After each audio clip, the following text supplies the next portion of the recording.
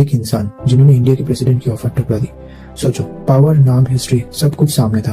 ये कोई पॉलिटिशियन नहीं थी, ये कोई रेबल लीडर भी नहीं थी, ये थी रुक्मिणी देवी अरुणडाले।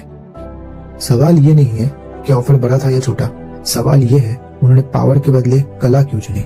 रुक्मिणी देवी का बचपन ज्यादा इमोशनल बॉन्डिंग से भरा नहीं था।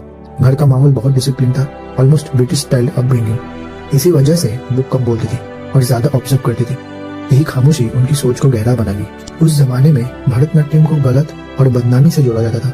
अच्छे घर की लड़कियों को डांस करने से रोका जाता था और रुक्मिणी देवी इसी कला के साथ खड़ी हो गई। ये बात कम लोग जानते हैं।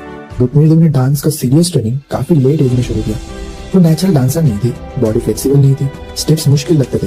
लोग कहते थे कि क्लासिकल डांस के लायक नहीं, लेकिन उन्होंने टैलेंट पर नहीं, टेक्निक और डिसिप्लिन पर भरोसा किया और अपनी कमजोरी को अपनी स्ट्रेंथ बना दिया।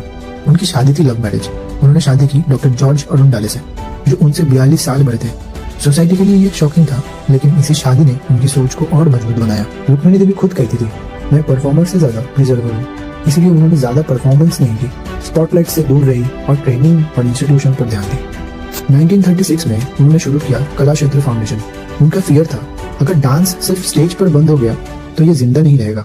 इसलिए कला क्षेत्र में नेचर के बीच क्लासेस, पेड़, पक्षी, खुली हवा, no glamour, no makeup overload. ये सिर्फ स्कूल नहीं, उनका पर्सनल विजन था। रुक्मिणी देवी सिर्फ भरतनाट्यम डांसर नहीं थी, वो एनिमल राइट्स एक्टिविस्ट भी थी।